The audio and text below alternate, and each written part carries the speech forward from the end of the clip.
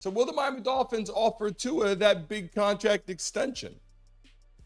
You know, when I watched Tua in the last couple years, and I seen a guy come in from college, a guy that I really do like as a person, a guy that is a good teammate, a guy that people like to have around the locker room, a guy that the NFL would like people to kind of be a role model after, someone who can walk around and say, look, this is your type of athlete we want. Someone who, we're not going to go into the religious thing, but, he's a believer in God. He's a nice guy. He kind of gives good spirits around. People kind of like what he says. He's a good father now, like a family, football, just a model guy in general as a person on the field, right? Someone you'd want your athletes to be like.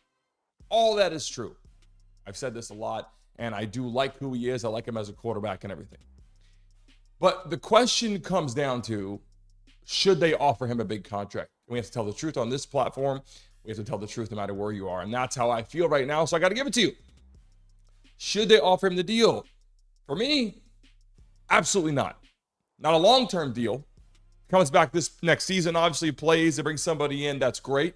But they're talking about it right now. They want to know, should he come back? Should he play long-term? Should they give him that big, massive deal? Should McDaniel step out and go, yeah, he's my guy for the future? What's the future look like? Are we talking 1 year? Are we talking 2 years? Are we talking 5 years, right? And I want to go into the contract information so people can understand. If you look out there and you listen to some people on social media platforms, you look at other platforms, they say, yeah, he's going to get $50 million a year, $40 million a year. And let me tell you something, on paper, that might be true. Even like Baker Mayfield, he might get 40, 50 million a year also. Just to me, it's absurd. Played well. And then you start comparing people. What does Patrick Mahomes get? What does Lamar Jackson get? What do these other players get? And then you start really understanding the reality of contracts, the reality of what it's like to be in the National Football League, and then have the eyes on you, the spotlight on you at the quarterback position to get those big time deals. So let me just break this down for you. If in fact, Tua were to get $40, $50 million a year, let me tell you how the contracts work. You're so heavily loaded to the back of your contract, right? Like, say we give you $50 million a year, they're going to say $50 million a year. You start combining, go, let's give you 4 years, $200 million. Okay?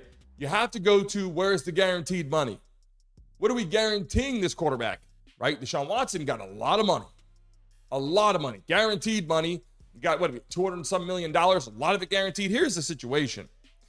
A lot of players, they get front-loaded that money in a guaranteed position. It's like, hey, this guy really got that money.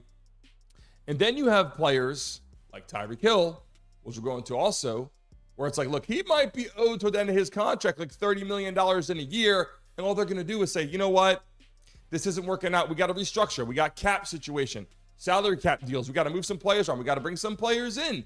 What are you willing to do to take less money so I can get this quarterback? What are you willing to do to take less money so I can get this offensive lineman? And they start restructuring contracts. That's what you saw at Russell Wilson. Want to restructure a contract. They didn't get to that terminology. Didn't work out. He's gone, right? He's leaving Denver because of some of these issues. So all I'm saying is Tua's going to get some kind of number, and it's going to come out on paper. Will he actually get that money? It's whatever's guaranteed is what he's going to get. And they'll slowly but surely over the course of the years restructure things, move some things around, and he will not get $50 million a year.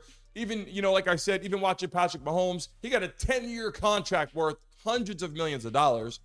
And you always find that these numbers are massive. Even people like Darrelle Revis, a friend of mine went to school in Pittsburgh together. He was getting from the Bucks like $100 million or something like that. He didn't get $100 million. They said, look, we'll give you XYZ years for $100 million. All of a sudden, 2 years goes by and they go, hey, you know what? We gave you, $5 million or $7 million the first couple of years. Now we're looking to do something else. And it sounds good. It sounds good. Hey, we're going to give you $100 million. It feels good for your ego. And then after a couple years go by, you go, hey, I only made like $5 or $6 million or $10 million. I'm getting $100 million. Yeah, on paper, but now you're gone. Releasing you, you made some money. We brought you in. It could have been cool, but it's not. And that's how a lot of contracts work unless it's guaranteed money. And even though I like Tua, like I said, role model athlete, great guy. He's got great receivers. Jalen Waddle, will he stay there? We'll find out. Tyreek Hill, he's there now. He's got a great running back in Mozart. They have a good defense. I mean, they have a lot going on. They're making some big changes, some big moves. But I just got to tell you, even though I love Tua, I love what he brings to the table. Being that he's injury prone, being that the concussions, being unconscious on the field, all these things, these are problematic issues, right? For an owner, problematic issues for the head coach, and more importantly, problematic issues for the team. Now, he played last season, no issues. He's playing there, but like I said, it's 2024. It's two-dimensional time. Players got to be able to run. They got to be able to pass. They got to be able to get out of the pocket, scramble, make things happen with their legs. Get Tyreek Hill open. How do you get him open? Give him a little bit more time, right? Because typically he's up right away with this speed and ability. But if you want him to be open all the time, all you got to do is get outside the pocket, scramble for a second, make somebody miss. Tyreek Hill cannot be covered for that amount of time, right? Literally, they're locking him down, whether they're in cover 2, whether they're in cover 3, whether they're in man-to-man defense, whatever they're playing, they lock him down for a little bit. After a few more seconds go by, it is impossible to cover someone as dynamic as Tyreek Hill. So if you're able to get outside the pocket, scramble, create more opportunity for your receivers, they're going to be open. That's why now in the National Football League, you need two-dimensional players. You got to be able to pass.